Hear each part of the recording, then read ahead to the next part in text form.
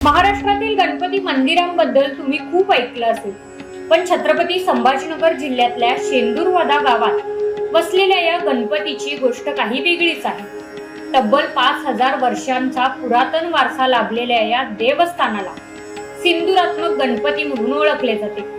या नावामागे एक अद्भुत आख्यायिका दडलेली आहे। गणेश पुराणातील कथेनुसार द्वापार युगात शेंदुरासूर नावाच्या एका शक्तिशाली दैत्याने लोकांना प्रचंड त्रास दिला होता। तेव्हा गणपतीने त्याचा वध करून त्याला मुक्ती दिली। म्हणूनच आजही या मंदिरात गणपती बरोबरच त्या शेंदुरासुराचीही पूजा केली जाते आणि त्याला नैवेद्य अर्पण केला जातो। ही अनोखी परंपराच या मंदिराला देशभरातील इतर मंदिरांपेक्षा वेगळी ठरवते। चला तर पाहूया पब्लिक माईकच्या आजच्या व्हिडिओमध्ये या गणपतीबद्दल सविस्तर माहिती। गणेशाने केला दैत्याचा वध म्हणून नाव सिंदूरात्मक। या गणपतीची गोष्ट एकदम खास आहे। गणपती पुराणानुसार जुन्या काळात इथे शेंदुरासूर नावाचा एक राक्षस लोकांना खूप त्रास देत होता। सगळीकडे हाहाकार माजला होता। तेव्हा गावकऱ्यांनी गणपतीला साकडं घातलं आणि प्रार्थना केली।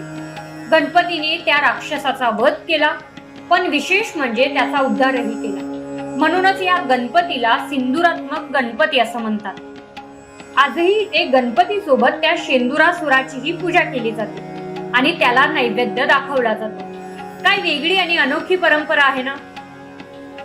आपण या मूर्तीजवळच बघतो आहे की सर्वप्रथम पायरीला श्री चंद्रसूराची मूर्ती आहे आणि त्यानंतर सिंदूरात्मक गणपती दिसत आहे आपल्याला।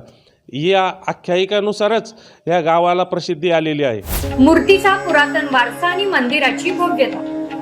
इथली गणपतीची मूर्ती ही खूप खास आहे। 6 ते 8 फूट उंच असलेली ही मूर्ती वाळूच्या एकाच दगडातून बनलेली आहे।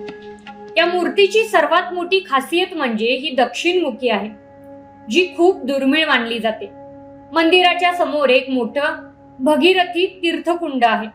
भाविक या तीर्थाच्या पाण्याने बाप्पाला अभिषेक करतात आणि आपल्या मनातल्या इच्छा बोलून दाखवतात। ही भागीरथी तीर्थ मधुनाथांनी स्थापन केलं। कसं केलं की त्यांना काशीला नेण्याकरतानी काही गोसावे आले ते म्हणे काशीला चला म्हणे हे आपण तीर्थ करू, पण हे म्हणे माझं इथं तीर्थ आहे।